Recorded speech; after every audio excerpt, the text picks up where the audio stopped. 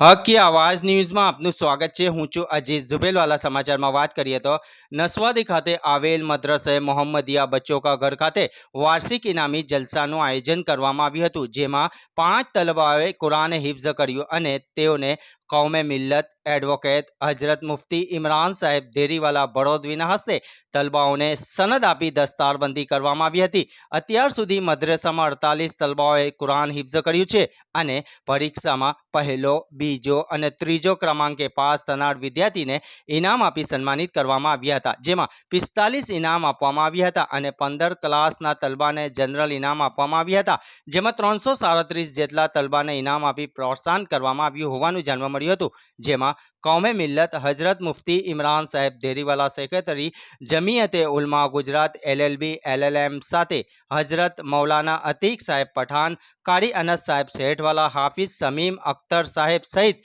अनेक हुफ्फाजे किराम उलमाए किराम સાથે મોટી સંખ્યામાં લોકો ઉપસ્થિત રહ્યા હોવાનું જાણવા મળ્યું હતું। રિપોર્ટ રૂઝે બરબ।